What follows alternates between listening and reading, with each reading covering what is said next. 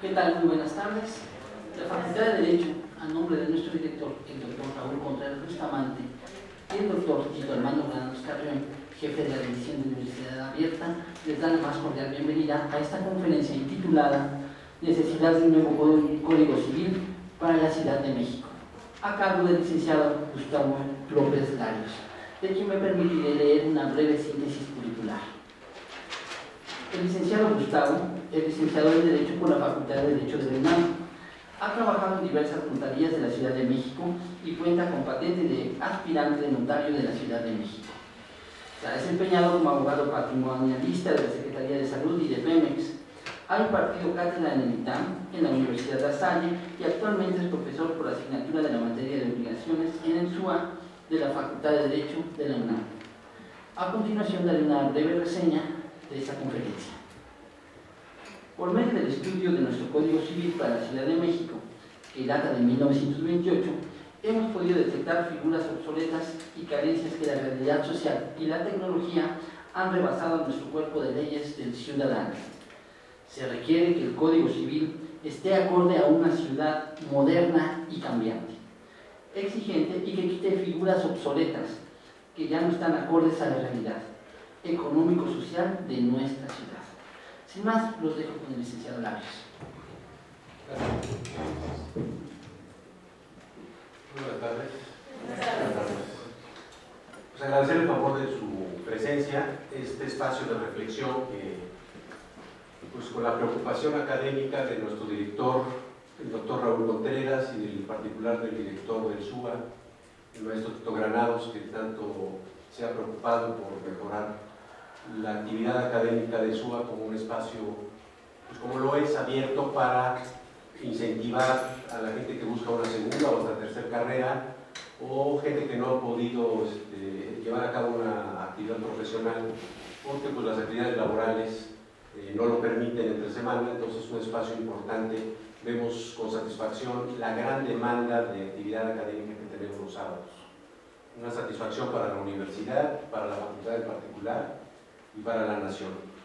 Entonces el esfuerzo que venimos todos a hacer, aportando lo poquito que podemos en esta materia, en estas actividades, es con la finalidad de pues, incentivar y de crear un espacio de reflexión. Cuando me hicieron el favor de invitarme para esta plática, esta es una reflexión que hemos compartido varios colegas desde hace tiempo para acá en relación a la actualización que implican los cuerpos de leyes que rigen a la vida local y federal en lo general, y en particular el Código Civil de la Ciudad de México, que como sabemos fue también, y lo es, fuente del Código Civil Federal. En su momento fue el Código Civil de los territorios federales, Quintana Roo y Baja California, y por eso ha ido sufriendo una serie de evoluciones y de transformaciones. Algunos somos de la idea de que se requiere ya un Código Civil nuevo, así como ya tenemos una Constitución para la Ciudad de México, sin que digamos que es un cuerpo de leyes perfecto. Como toda obra humana es perfectible, pero ya lo hay. Platicábamos hace rato con mi querido maestro, el maestro David Canales, un administrativista muy reconocido y gran amigo, que la Ciudad de México ha ido sufriendo una evolución legislativa en todos los aspectos, sobre todo en el derecho administrativo. Esto es, de la época del sexenio más o menos de Carlos Salinas para acá, en la época en la que era jefe de gobierno Manuel Camacho Solís, la manera de elegir al jefe de gobierno era muy diferente a como es hoy. Entonces estamos viendo cómo ha habido una transformación hacia una independiciación de la Ciudad de México casi como si fuera un estado. Antes el presidente de la República tenía injerencia en la ley de condominio, la ley de notariado, leyes evidentemente locales, que pues para una situación de un ejecutivo federal eran un quitatiempo, ¿no? Por llamarlo de una manera popular. Realmente esa diferenciación entre la actividad realmente local, que se hiciera a más detalle y con más acuciosidad, se dio en la medida en la que se fue independizando el Poder Ejecutivo Federal de la vida diaria de la Ciudad de México, de la actividad diaria de la cuestión legislativa de la Ciudad de México. Así, pues vemos como comentábamos hace momentos, la elección del jefe de gobierno es muy diferente a aquella época que era una insaculación de los asambleístas, al día de hoy que es una votación directa, ¿no? En la época en la que Cuauhtémoc Cárdenas fue jefe de gobierno, existió un proyecto muy ambicioso que se llamó el Código Cárdenas, en el que participaron el doctor Domínguez, el maestro Carlos de Pablo, por citar algunos grandes juristas civilistas de nuestra ciudad, en el que hubo un proyecto muy acabado, pero pues como sabemos, por angas o mangas o cuestiones políticas que ya no se dieron, el código nunca llegó ni siquiera a estudiarse en la Asamblea en su momento. Fue un esfuerzo muy importante, porque puede retomarse y actualizarse, porque estamos hablando de la época de Cuauhtémoc Cárdenas hace más de 20 años. Pero hay un esfuerzo importante para tratar de darle a la ciudad un código más actualizado, ¿no? ¿Por qué actualizado? Hablamos de obsolescencia en el código, de la necesidad de un nuevo código civil, porque el código que es de 1928, eso no quiere decir que sea algo malo, pero por razón del tiempo la tecnología nos va cambiando la vida, la tecnología nos va modificando las maneras de actuar, las maneras de convivir, la mentalidad ha ido cambiando. Si nos ubicamos en la Ciudad de México de aquella época, es muy diferente a la Ciudad de México de hoy, con un aglomeramiento de una sobrepoblación, con cambios de tecnología, de mentalidad de las relaciones interhumanas, de pareja, de situación, de herencia. Hoy día hay voces que alzan la mano para pedir que las mascotas sean sujeto de protección a través del patrimonio que le dejen las personas. Muy respetable una opinión así, que hace 10 años no la escuchábamos, y que son voces que hay que atender, porque son las inquietudes de la ciudad. Impensable hace 20 años en pensar en los derechos transgénero o de la comunidad lésbico-gay, ¿sí? Es ahí en donde, a manera de reflexión y en retrospectiva, podemos ver cómo ha ido cambiando la vida diaria de la Ciudad de México, que tiene un dinamismo impresionante. Hoy fue el desayuno de profesores del Colegio de Derecho Civil con nuestro director de la facultad y el director del Colegio de Profesores, y se reflexionaba también precisamente esa situación por parte de nuestro director, don Raúl Contreras, en el sentido de que la forma en la que el ciudadano ve su vida diaria es muy diferente a la forma en la que el ciudadano de provincia lo ve. Por eso vemos reticencia en algunos otros estados de la República, sin pormenorizar, nosotros lo tenemos por sabido, por los medios nos llega la información, en el sentido de que estas figuras que se nos hacen cosa diaria, como el matrimonio entre personas del mismo sexo, en otros estados de la República es impensable todavía, porque México es pluricultural. Sin embargo, la Ciudad de México va a la vanguardia, quieras o no, independientemente de cuestiones de óptica personal, en estas aplicaciones de cambios derivados de tecnología, derivados de nuevas condiciones de pensamiento social y de valores y de cuestión del derecho de familia tan importante para la legislación civil. Entonces, esa es una invitación, el motivo de la plática es una invitación a la reflexión para que uno se retome la posibilidad de crear un código, sobre todo con el antecedente del Código Cárdenas. Es decir, no es una vacilada de un servidor de ser una ocurrencia del día, un distractor de la mañana, para decir, no, sea un nuevo código. No, pero ¿por qué se va a hacer un nuevo código? Porque ya hubo un esfuerzo legislativo muy grande de muchos juristas de importancia de nuestra facultad. Y yo creo que es el momento, con el prestigio que tiene la facultad, que se hiciera un esfuerzo colectivo, inclusive de la mano con el Instituto de Estudios Jurídicas, que también goza de gran prestigio, que tenemos dos grandes juristas al frente de ambas instituciones, Pedro Salazar y don Raúl Contreras. Entonces, aprovechar ese repunte que día a día tiene para aportar, ¿para qué? Para el beneficio de la ciudad. La crítica constructiva es en el sentido de que la realidad económica, moral, social y tecnológica de aquella época del 28, siempre que doy clase con mis alumnos les digo, tomen en cuenta que el código está redactado de 1928 a 35, o sea, más o menos, ubíquense en el tiempo de esa ciudad, de la época de las películas de blanco y negro, ¿no? Ir pensando cómo pues nada más teníamos radio, televisión, en fin, eran otros medios de comunicación y de pensamiento. Por ejemplo, en tratándose en la materia de consentimiento. Hoy hablaba con el doctor Domínguez, don Jorge Domínguez Martínez, que fue mi maestro, y reflexionábamos en el sentido que no se puede hablar hoy día de consentimiento en la contratación por medio de carta o de telégrafo. La invitación a la reflexión es pensar de los presentes. ¿Cuántos han enviado un telégrafo en los últimos 10 años? Yo no sé si hay oficinas todavía de telégrafos, que las debe de haber por razón de que es parte del gobierno federal, ¿no? O el envío de la carta tradicional a través del Servicio Postal Mexicano, pues todos usamos el email, ¿no? Entonces, cuando el código nos habla en sus numerales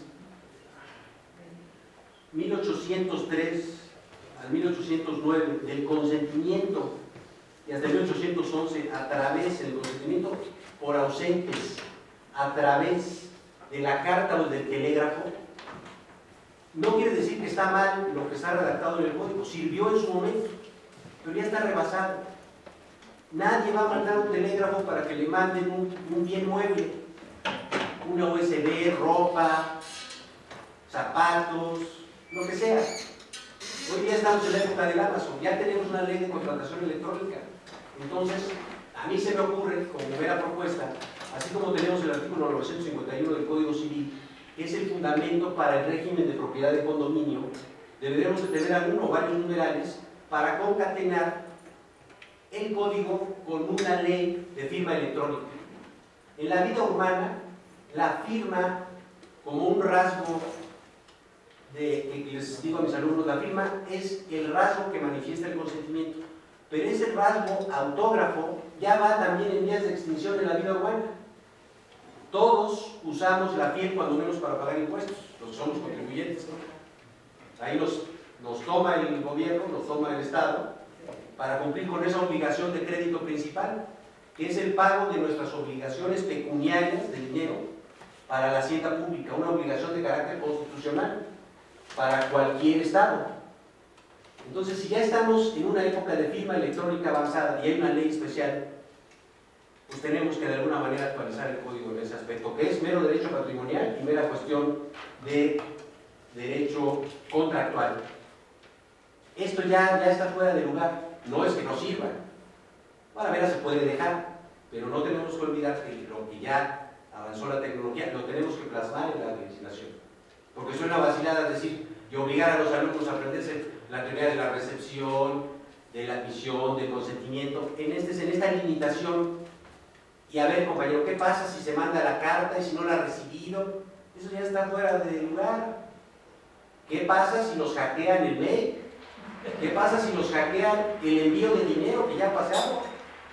¿Qué pasó con el Banco de México, que sus sistemas estaban totalmente vulnerables a una situación de pago de dinero? El dinero mismo ya está en desaparición. Tenemos la Bitcoin y muchas monedas electrónicas. Por eso se creó la ley FinTech.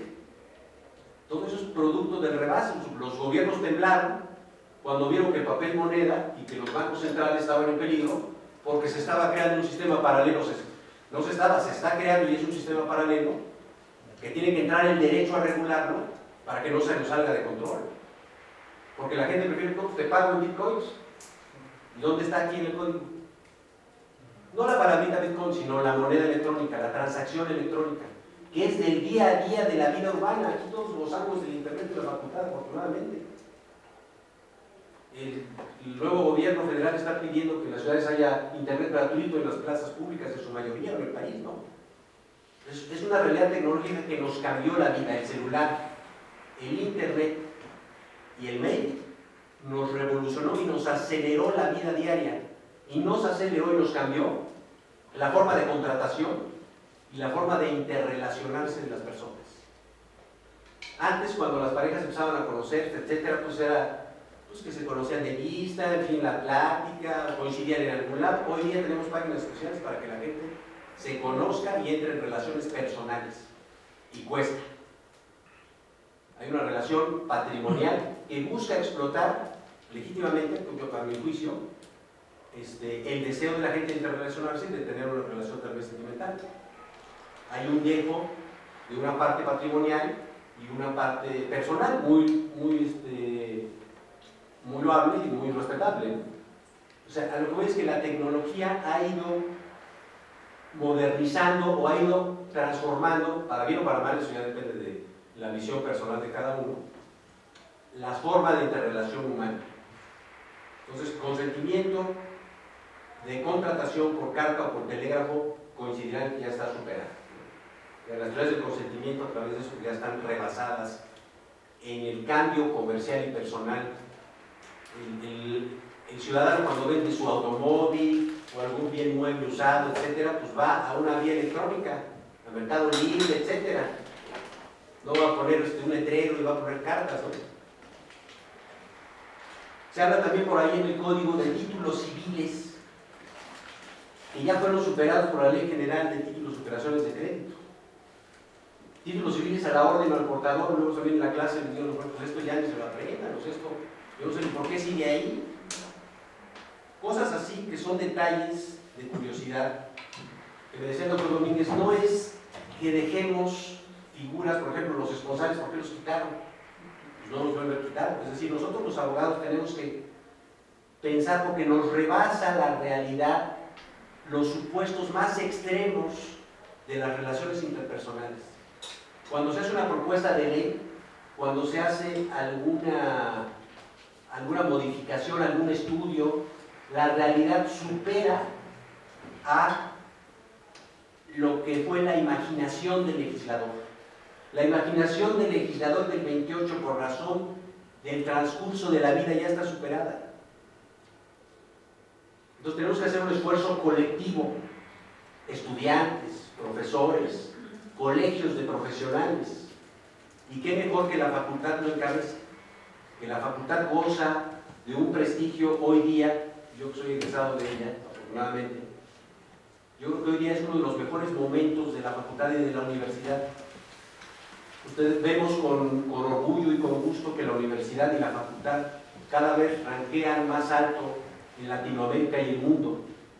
Y eso no es solo una cosa, pues, de qué bueno que ahí esté, no, es cosa del trabajo del día a día y de la responsabilidad de todos para que cuando seamos egresados de aquí lo vayamos a ostentar a otros lados y hacer que se siga respetando ese prestigio por bien de la universidad y por bien de la nación y de la ciudad.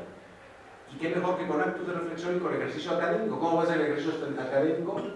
Pues estudiando. ¿Cómo vamos a estudiar? Leyendo y reflexionando y proponiendo. Que haya foros como este espacio que hoy le agradecía a nuestro director de SUA, que esto antes no existía, pues veníamos dando nuestra clase y ya no. Estos espacios de reflexión nos sirven para proponer ideas para que después se hagan las iniciativas de ley y que, pues, de la mejor manera haya modificaciones en beneficio de todos. En la medida en la que estén regulados los fenómenos sociales por la ley, por el derecho, en esa medida va a haber una mayor armonía en la convivencia de la sociedad. El correo electrónico, por ejemplo, como medio de notificación, yo no lo encuentro en el Código Civil, algo que no me haya percatado. En el Código Procesal Civil tampoco lo he encontrado en el correo electrónico. Como ya lo usa la legislación fiscal, tenemos juicios en línea en materia fiscal, que ya es una realidad. Entonces yo creo que tenemos que trasladarnos a esa situación de ir supliendo. La manera de ir supliendo el tema de moda de hoy y de irlo combatiendo en relación a la corrupción, a mi juicio, es digitalizando el servicio público. Esto es, ustedes ven cómo los servicios públicos del ciudadano, del día a día de la ciudad, la emisión de las actas de registro civil, la simple emisión, cómo ha evolucionado y cómo se ha evitado la corrupción, porque antes sabía, es que no sirve la fotocopiadora, es que los libros no están en su lugar. Hoy día, cliqueamos, pagamos nuestros derechos, nada más. No tenemos que dar ninguna gratificación ni ninguna dádiva que no debe de darse y que era una mala costumbre del México de antes. Al de la ventanilla, el rey de la ventanilla, que pues, dependiendo del fulanito que te toque este día, estaba el ánimo o la situación de ver si caminaba o no caminaba el trámite. Hoy día, con la digitalización en materia de registro civil, de registro público de la propiedad, vemos un avance de cuando era el México manual de controles manuscritos. Cuando había el registro público de la propiedad, en el que con libros empastados, porque eso era lo que había, y funcionaba para su época. Se llevaba con ganchillo el registro de los gravámenes, de los invitados, pero eso ya pasó. Ya estamos en el folio oral electrónico, tenemos a nivel federal, en la Secretaría de Economía, un control pignoraticio para las prendas reales, en el cual todo es a través de sistemas electrónicos. Eso ya nadie lo va a cambiar, entonces ¿qué hay que hacer? Regularlo y actualizarlos. Tenemos también el fenómeno en particular que hay que ayudar al ciudadano, porque en el desarrollo de la vida, desde el infante, desde el menor de edad, desde el bebé hasta el anciano, va cambiando la capacidad.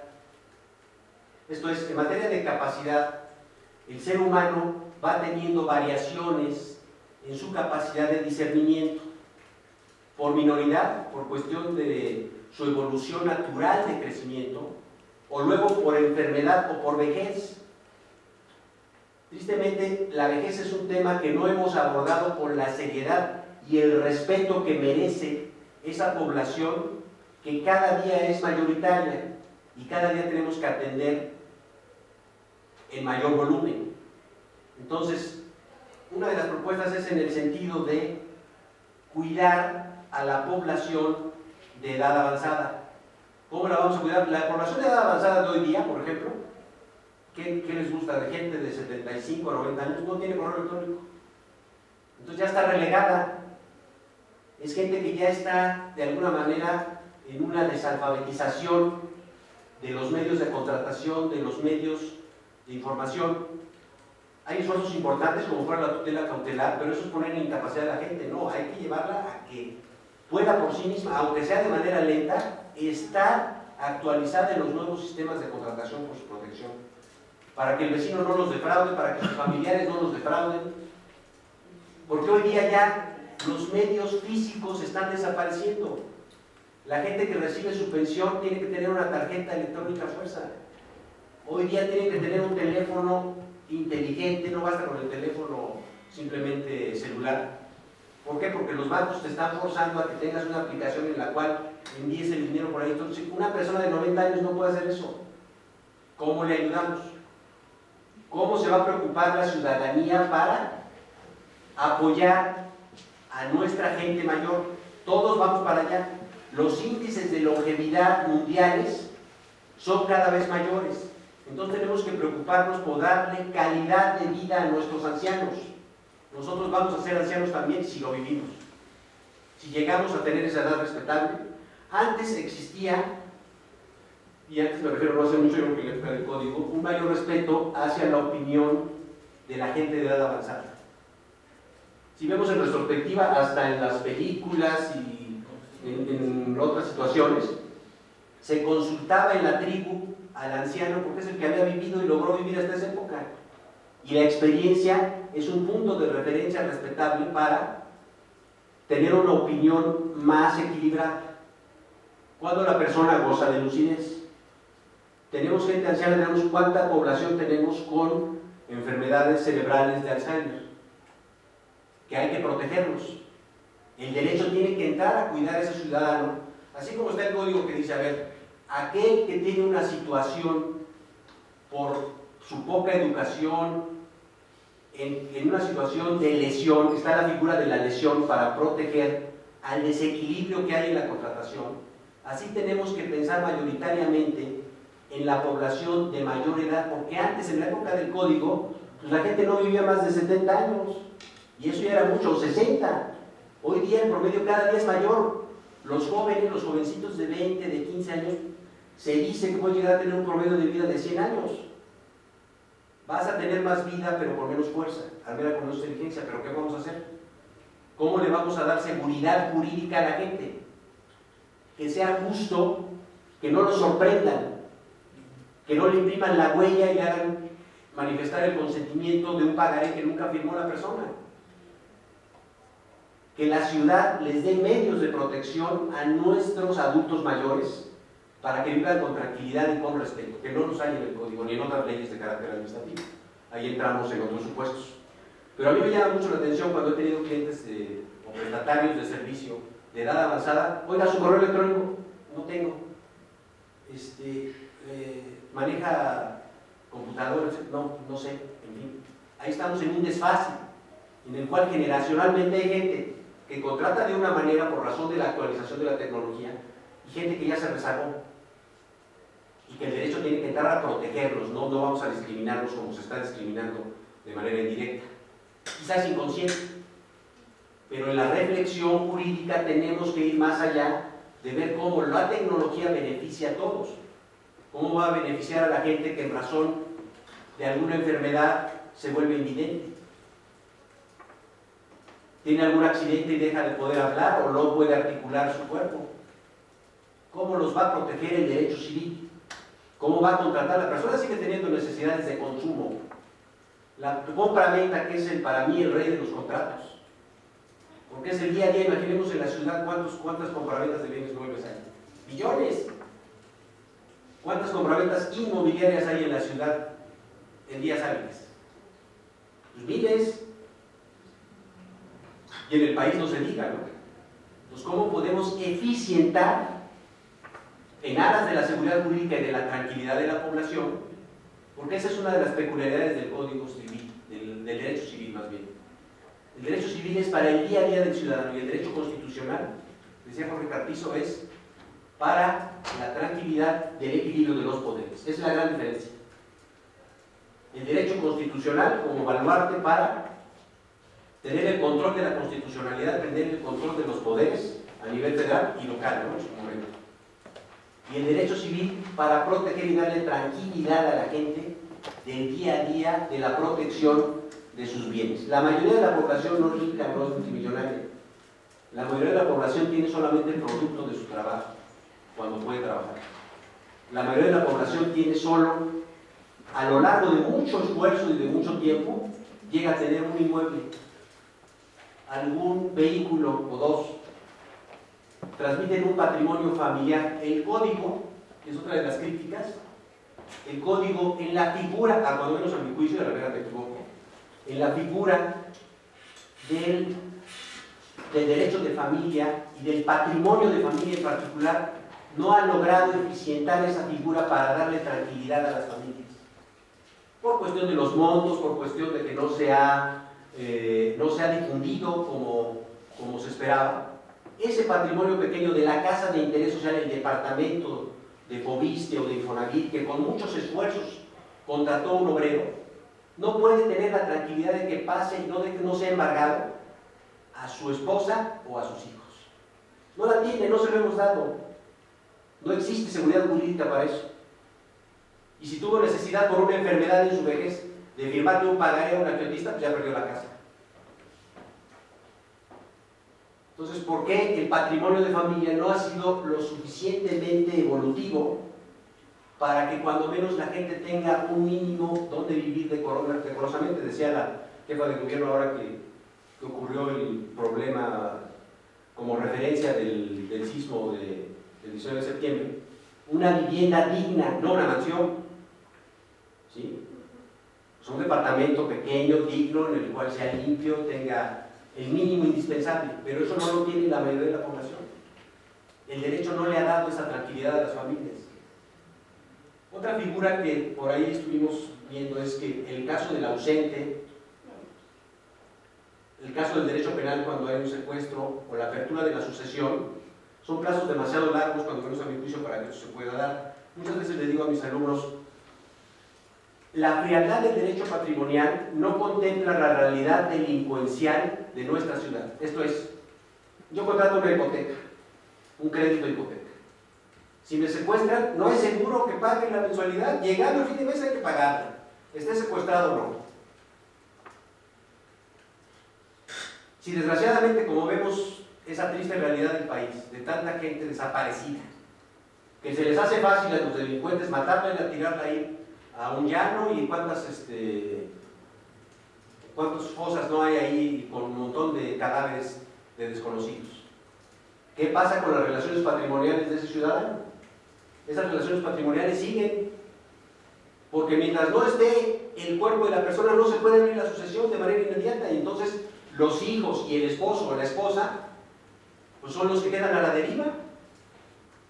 Porque el desaparecido, el secuestrado, pero no encontramos el cuerpo, ¿cómo le hace el derecho civil? Y el crédito se viene haciendo una bola de nieve. Y la frialdad del crédito civil, se toman los bienes y se quedaron sin casa.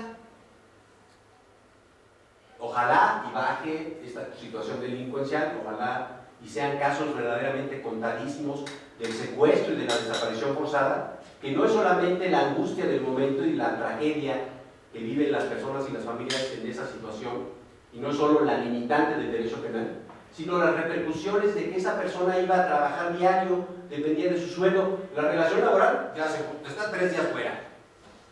No, es que parece que lo secuestraron. A mí acredítemelo, yo necesito otro obrero aquí. ¿Qué pasa con la relación de trabajo? La señora ya no recibe su sueldo del marido y tiene un bebé, y al señor lo secuestraron para quitarle el celular o 10,000 pesos, porque eso pasa a diario. No solo en la ciudad, en el país. Decíamos con la relación con la ley de extinción de dominio, por ejemplo, lo que muchas veces comentamos en la clase es, el Código Civil ha sido rebasado o complementado de alguna manera por el derecho administrativo. La compraventa. La compraventa, hace 30 años que yo hacía un proyecto de escritura de una compraventa, pues ¿qué me iba a estar preocupando por la ley de extinción de dominio o la llamada popularmente ley antilavado de dinero? Esa es otra, que el legislador aquí tiene una imaginación kilométrica para denominar las leyes. Por las causas que sean, ¿no? Les ponen unos nombres, pero como de 30 centímetros de longitud. Ley Federal para la Prevención e Identificación de Operaciones con Recursos de Procedencia Ilícita. ¿Quién se lo va a aprender? Pero eso es perfecto de didactismo, ¿no? Popularmente conocida como la Ley Antilavado. Ahora, la ley de extinción de dominio, que la hay tanto local como federal, y que la local ya se les olvidó a muchos notarios y nada más se menciona ahí de pasadita, pero a lo que voy, estas 3 leyes que son de carácter administrativo, estas 3 en particular, afectaron la figura de la compraventa como no existía antes.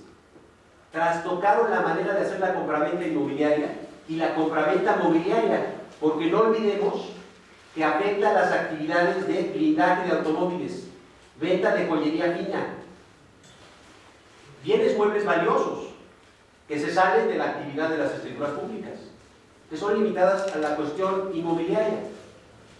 Pero un automóvil pues tiene mayor valor que muchas viviendas, ¿no? ¿Cuánto vale un Rolls Royce o un Porsche? Pues más que un departamento de interés social. La venta de joyería fina, ¿no? Todo eso está regulado por esta ley antilavado y por las leyes de extinción de dominio local y federal que vinieron a trastocar la figura del arrendamiento y la figura de la compraventa. Ahora resulta que el dueño tiene que andar revisando, semblanteando al posible inquilino, porque si no, si resulta que el señor es un delincuente, pues voy a perder el inmueble, que es la viuda que vive de su capital de viudas, como se decía antes, para el edificio de rentas. Tiene que andar semblanteando quién es este fulano, de dónde saca el dinero, porque antes el que llegaba y te decía, pago por adelantado 1 año en efectivo, bueno, pues brillaba en los ojos y a todo dar, ¿no? Y ahora ya no, dices, no, pues este es nada. Y entonces hay que andar, la ley te obliga, la ley, así como la ley fiscal, hace tener empleados de gratis a los retenedores. Por ejemplo, el notario calcula, retiene y entera. Y si no está bien, sobre su patrimonio. Cuando debería ser una obligación de una parte del sistema tributario local con un área que hicieran los cálculos, funcionarios responsables de esa situación. No trasladarlo al contribuyente, al vendedor, como en este caso se traslada al arrendador, la responsabilidad de investigar la procedencia lícita de los dineros o los recursos con que se les va a pagar la renta. Entonces todas esas figuras han ido cambiando en razón, y aquí pues cito el 951 que hace rato hacíamos en relación, es el fundamento del código, en nuestro código de la ley de condominio, y a mi juicio sí debería de existir un artículo en relación a la contratación electrónica en particular, con la telefonía y con el dinero, porque el dinero, en cuanto a intercambio físico de papel, moneda, y de la moneda en particular, tiende a desaparecer, así como los títulos de crédito. El cheque cada día está más rezagado, ¿Por qué? Porque tenemos la contratación electrónica, el pago vía electrónica. Eso no está contemplado ni está regulado, o cuando menos mencionado en el código, ¿no? El patrimonio de familia, que no ha funcionado para proteger a la misma, porque tiene valores ínfimos. Y estos son los fundamentos en particular que solo quedan ahí en el tintero, en la mesa. El 1806 del correo público y el 1811 del telegrama. ¿Quién los usa hoy día para contratar? ¿Quién va a hacer un pedido a través de carta? ¿O de telegrama? Hoy estamos en la época de la firma electrónica, de la contratación electrónica. Por ejemplo, la compraventa inmobiliaria, hasta donde yo conozco en el Código Civil, pues no está al 100% acorde con la realidad de la ciudad. ¿Por qué? Porque como está planteado, a mi modo de ver, en el Código Civil, es a través de una situación estrictamente notarial que no se da en la vida diaria. En la vida diaria, todo vendedor de inmueble, ya sea un particular o una inmobiliaria, una constructora, como Big Grand, que nos quería poner aquí un edificiazo al lado, o como SAE o el que sea, ¿qué es lo que hace? Te pide un anticipo por adelantado. Oye, ¿cómo me acreditas que eres dueño? Ya investigué el registro público. ¿Quieres ver papeles? 100,000 pesos de adelanto. Así está la realidad. Está fuera de la legalidad. ¿Para qué son los registros públicos? Para dar seguridad jurídica. ¿Cuánta gente va a investigar el registro público antes de firmar el contrato? Y los inmuebles se venden así, por la necesidad que hay de vivienda. Entonces tenemos que de alguna manera eslabonar esa realidad con la forma de contratar y que quede plasmado en nuestro código. La cuestión de los anticipos no está regulada. Si no hay anticipos que llegan a ser hasta el 50% del valor de la operación, pues no hay operación. ¿Qué riesgos hay? Pues que se muera el vendedor, que caiga en incapacidad, chocó y está en coma y dura así 8 meses o 10 años. ¿Y qué pasa con esa compraventa? Cuando tuve el privilegio de ser alumno de don Guillermo Florís Margadán, romanista reconocidísimo de esta facultad, a quien le guardo un gran aprecio por la formación que me dio, nos hizo una reflexión un día en clase aquí de Derecho Romano. Cualquier propina que diéramos debería de constar en la escritura pública. Otra de las vaciladas, que la obsolescencia del 28 acá fue dejando en nuestro código. ¿Por qué? Porque manda el Código Civil, artículo 2343, no produce efecto la donación verbal después de los 200 pesos, pero ¿de cuáles? De los viejos. Esa es otra. ¿Hace cuánto le quitamos 3 euros al peso? En la época de Salinas. Entonces esos valores, hoy día está de moda ya no usar salarios mínimos ni otros valores, sino la unidad de medida. Y más adelante van a sacar otra cosa. Los parámetros de esa época del 28 pues decían, artículo 2343, de 200 a 500 pesos, de 20 centavos a 5 pesos, en forma estricta. Arriba de 500 viejos pesos. Y en 5 pesos debe de ser en escritura pública. O sea, es obsoleto y ridículo. Esos numerales son ridículos, son obsoletos.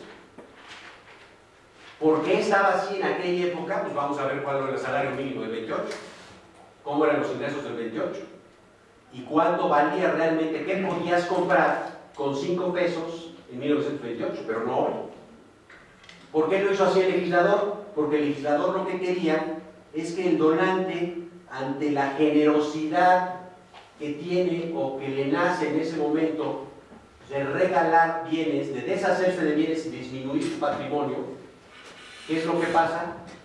Dice, concientízate, porque hoy tienes salud y tienes bienes, pero en 20 o 15 años, ¿quién sabe qué va a pasar? Es como cuando la gente va gustosa, con cariño, con afecto, a deshacerse de bienes en favor de los hijos. Lo hace con mucho amor y con mucha calidad humana y paternalismo. Pero ¿cómo va a estar esa persona en 15 años o en 20? Porque el hijo, digo, no estoy particularizando ni mucho menos, pero a veces puede dar la vuelta o se muere. Se murió el hijo y la ganó la nuera.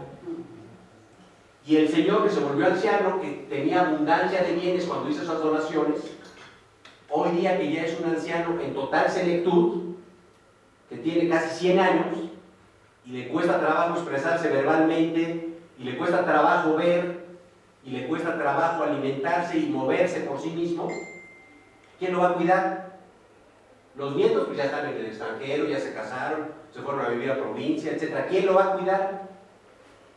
Si cada día ese tema del cuidado del adulto mayor es más descuidado, por decirlo de alguna manera. Los hijos no se hacen cargo de los padres, esa es una realidad. Y los parientes políticos menos, ¿no? Las nueras y los yernos, pues menos. Lo que quieren es deshacerse de la persona y quedarse con los bienes. No todos.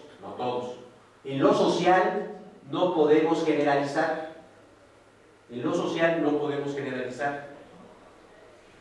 Mi querido maestro nos decía la reflexión de esta propina de 5 pesos hace 30 años.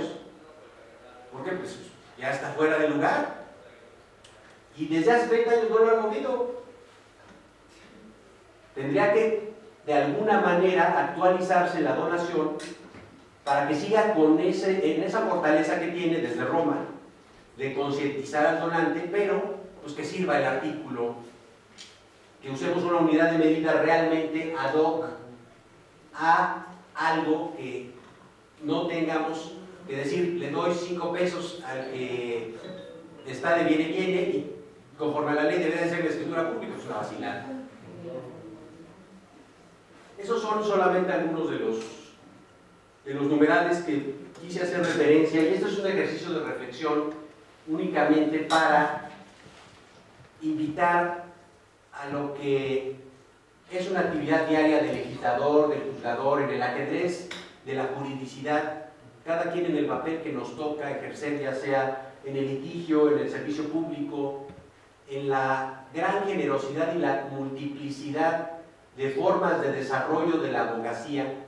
Esa es una de las virtudes de la carrera, que la forma en la que podemos ejercerlas, las formas en las que podemos ejercerlas son múltiples, ya sea en la judicatura, ya sea en la actividad legislativa, ya sea en la actividad de litigio o la mediación, en el servicio público como directores jurídicos, del medio privado o público. Entonces es una gama muy abundante en la que se puede aportar. ¿Aportar para qué? Pues para que el derecho sea más armonioso y no ridículo o rezagado y obsoleto, para que el derecho, siempre he dicho, la única manera en la que haya justicia es que el derecho le sirva a la gente, que la gente esté satisfecha con el buen funcionamiento de sus leyes, porque en la medida en la que no hay leyes buenas, que están desactualizadas o fuera de la realidad, no le sirven al ciudadano. El ciudadano quiere tranquilidad para salir a la calle y poder contratar libremente sin ser sorprendido, mucho menos sin ser asaltado o delinquido.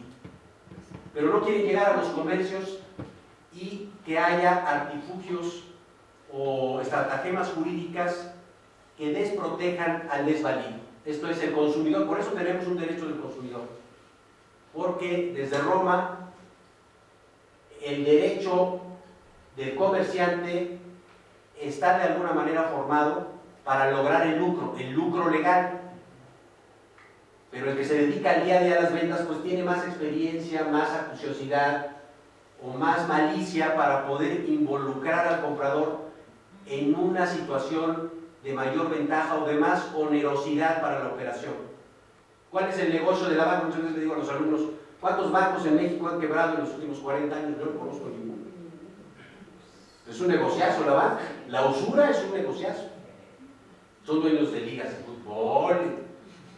Comparamos las tasas, si comparamos las tasas de costo de interés ordinarias del país contra otras latitudes, por ejemplo, tenemos una invasión de banca española. Si comparamos las tasas de Banco Santander, y no es ninguna situación de queja en particular, ni mucho menos en el caso de estos bancos, pero Banco Santander y Banco Bilbao Vizcaya, si comparamos las tasas de interés en Europa, en España misma, o en los Estados Unidos, son mucho más bajas que las que se cobran aquí en las colonias latinoamericanas. ¿Por qué? ¿Por qué no se ha hecho algo en esa uniformidad, en esa situación, si los sueldos son menores, si los ingresos son menores? ¿Por qué se ha permitido la usura en ese sentido? Venir más allá de la explotación del trabajador. Tuvimos una etapa muy difícil en el país, muy difícil desde el punto de vista del derecho civil, de la frialdad del gobierno de la época del presidente Zedillo, en el que la gente otra vez el día a día, la gran mayoría de la gente que tenía su casa hipotecada la perdió. ¿Por qué? Pues porque hubo un desfasamiento y la frialdad del derecho que dijo, pues tú firmaste tu crédito y tu hipoteca y tú te comprometiste a pagar la tasa líder que andaba más o menos en el orden del 20%. Subió al 120 y tantos, pues es lo que pactaste, pues sí, pero hay dos principios jurídicos que nos vienen desde el derecho latino. Rebus sic stantibus y pacta sunt servanda. Lo pactado debe ser observado, pero hay excepciones, por eso es el rebus sic stantibus. Un trabajador, un empleado de una armadora, un empleado de una embotelladora que contrató su crédito para un departamento de clase media, no de interés social, y que pagaba tasas de interés de entre el 20 y 25% anual, se lo subes al 130, pues no lo va a poder pagar nadie. ¿Y por qué el Estado no? Pues entonces que todos se hagan una invasión de juicios de remate hipotecario impresionante. Y eso no es negocio y vulnera la seguridad de las familias. En lugar de entrar por un programa de subsidios o alguna situación de protección de las familias, no de paternalismo, pero sí de protección de las familias.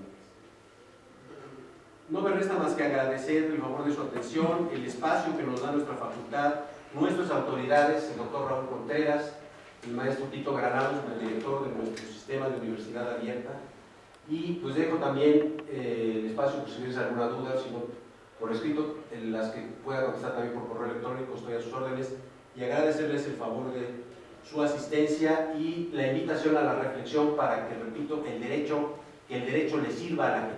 Muchas gracias.